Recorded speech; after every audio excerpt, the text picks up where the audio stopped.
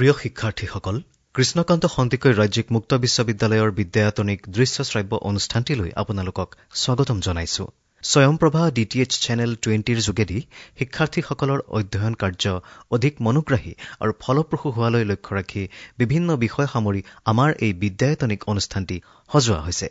আহকচোন প্ৰিয় দৰ্শকসকল, আমাৰ আজিৰ খণ্ডটিৰ মাজলৈ আগবাঢ়ো।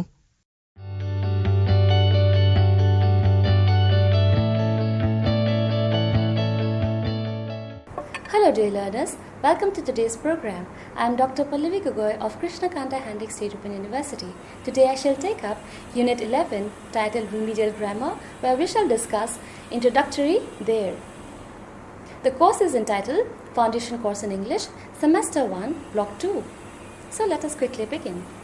First I shall start with the table of contents, where we shall discuss the learning objectives, followed by the introduction, a little bit about Introductory there, with examples, and then questions to check your progress and the references.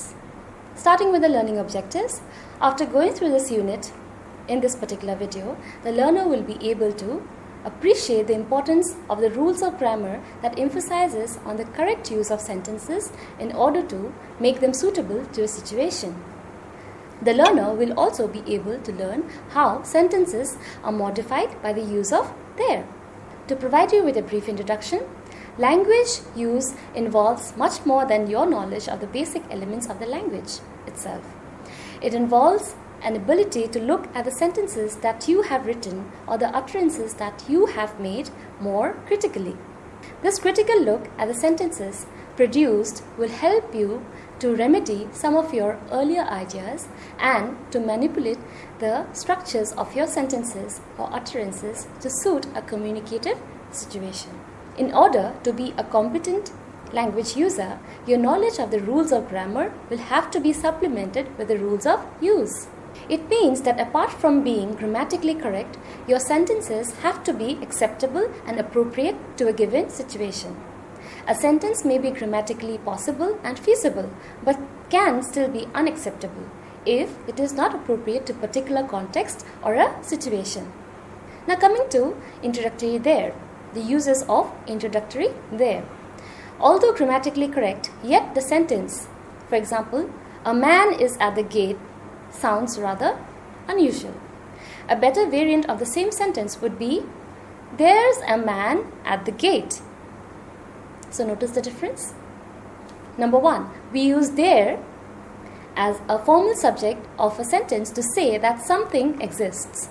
We can use there to talk about things that exist physically.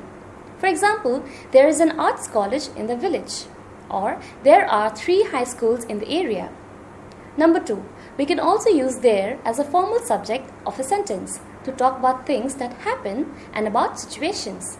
For example, there was a big earthquake in Assam in 1897, or there is hardly any time left for revising the essay.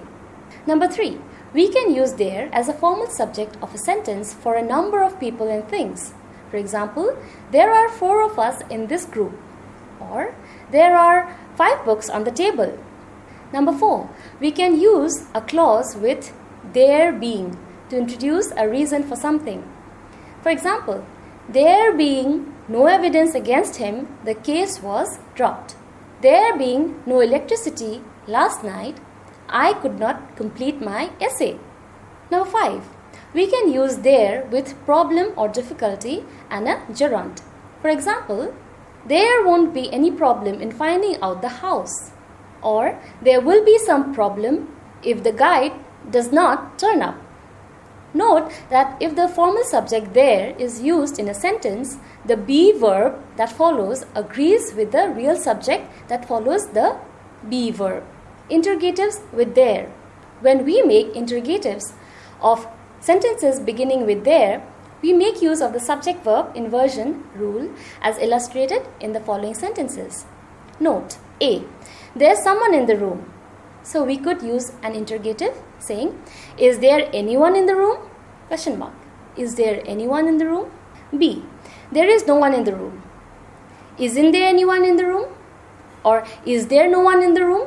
So you see how the interrogative is being used? C. There is a chance that the Eid holiday will be shifted to Thursday. Now if we change it to interrogative form, is there a chance that the Eid holiday will be shifted to Thursday? Especially in conversation, we frequently add a question tag to a statement, thereby turning it into a question. For example, there's no one in the room, is there? Or, there are 3 books on the table, aren't there? This brings us to the questions to check your progress, starting with question number 1. Rewrite the sentences using there. A. A wooden bridge was across the river. B. Nothing to see in this museum. C. Is something bothering you? D. No classes were held today. E. The story has no truth in it. F. Are any letters for me? G. Is there any more tea left in the pot? H. A man is at the gate. Here is the reference. I hope you go through the BA English Graduate Self-Learning Material, that is the SLM, or Foundation Course in English, Block 2, Unit 11, Semester 1. Thank you, dear learners.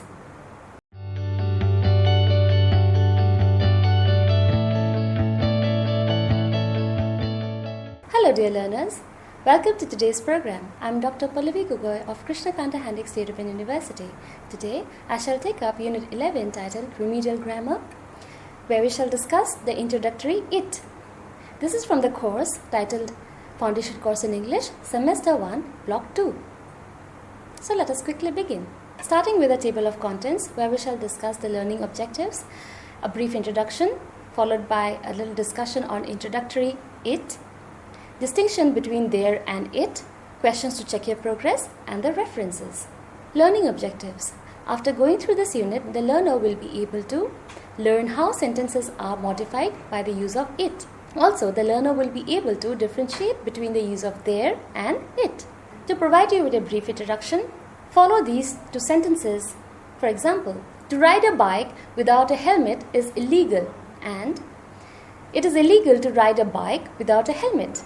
Now, both these sentences are grammatically correct.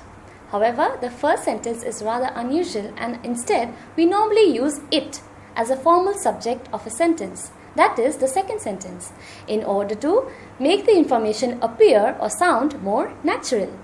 So, we usually say it is illegal to ride a bike without a helmet. We emphasize on the illegality, that is.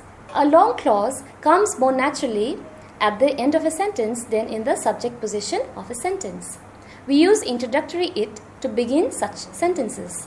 Introductory it. Uses of introductory it.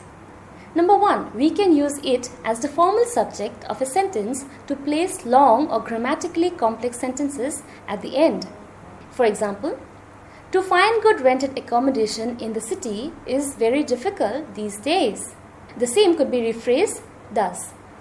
It is very difficult to find good rented accommodation in the city these days. So we are using it as the formal subject of a sentence in order to place the grammatically long and complex sentences at the end. Alright? Number 2, we use it to mention the time, day, month, date, etc. For example, it's 9:30 now, or it's nearly 10 o'clock. Number 3, we use introductory it as formal subject with verbs concerning weather conditions. For example, it rained all day at Jorhat that day. It was pleasantly warm in Shillong. So you notice how it is being used. Number 4, we use it as formal subject in the following patterns. As mentioned, I hope you will go through the same. These patterns describe someone's situation, behavior, or express opinions about situations. Now coming to the difference between there and it. We have noted that there plus be expresses the fact that something exists. It identifies or describes something or says something about the object. Number 5.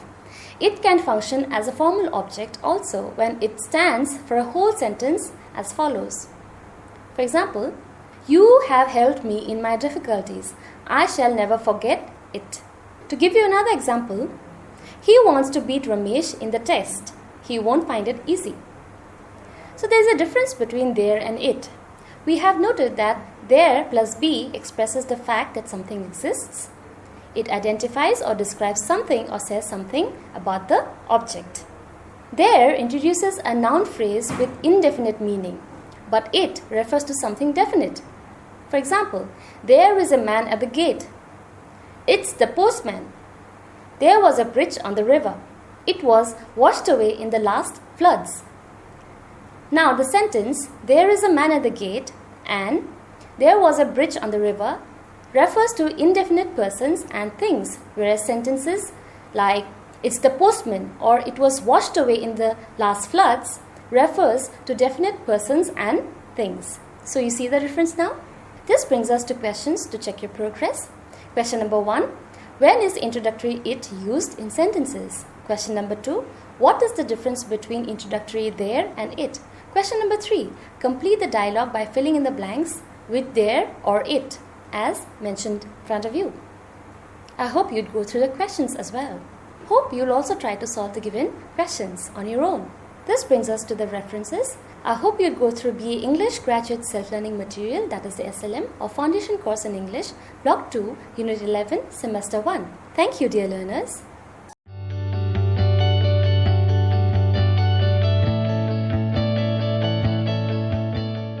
Hello, dear learners. Welcome to today's program. I'm Dr. Pallavi Gogoi of Krishna Kanta Handicap State Open University. Today I shall take up Unit 11 titled Remedial Grammar, where we shall discuss on the topic emphasis. The course is entitled Foundation Course in English, Semester 1, Block 2. So let us quickly begin. First I shall begin with the table of contents, where we shall discuss the learning objectives, emphasis, questions to check your progress, and the references. So this is the layout. To begin with, the learning objectives. After going through this video, the learner will be able to define the term emphasis with relevant examples.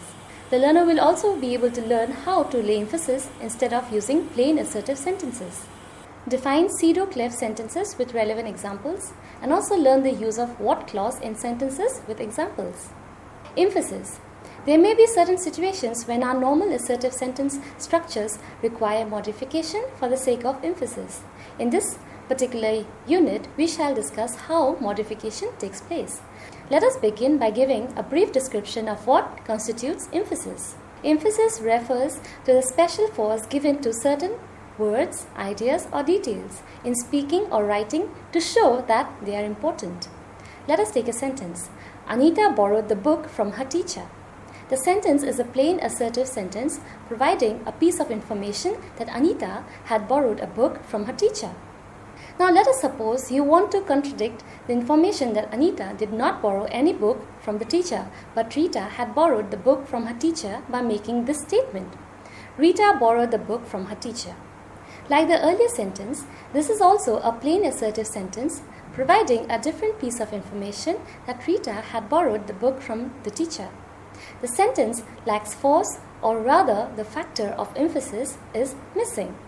You want to lay more emphasis in your statement by contradicting the earlier statement about Anita. Here's an example. It was Rita that borrowed the book from her teacher. Or, it was Rita that borrowed the book from her teacher, not Anita. Both these sentences are more emphatic than the earlier sentence. Rita borrowed the book from her teacher. What we did was to rephrase the assertive sentence by using the it clause with the form of the be verb. The two emphatic sentences are referred to as clef sentences. The sentences about Rita, as we had discussed in the example. So we shall grapple with the structure of the clef sentences next. Emphasis with pseudo-clef sentence. Apart from the it clause in clef sentences, there are other ways of emphasizing a sentence. The use of what clause at the beginning is another way of emphasizing certain information in a sentence. To provide you with an example, I need a good holiday in Goa. We shall use a what clause followed by a form of the verb be. Sentences with this pattern are another form of clef sentences. In English, a sentence with a what clause, example, what I want, as subject or complement is known as pseudo-clef sentence. Let us rephrase the sentence with a what clause and form a pseudo-clef sentence. What I need is a good holiday in Goa. In this sentence, the what clause is the subject of the sentence. We can rephrase the sentence by making the what clause the complement of the sentence. A good holiday in Goa is what I need. The information that we want to emphasize is outside the what clause. We often use the what clause when we introduce a new topic in our classroom, when we want to give a reason, instruction, or explanation, or to correct something that had been said or done. What I would like to do today is to introduce you to the concept of the epic theatre. So you see the example? Here are a few more examples in front of you.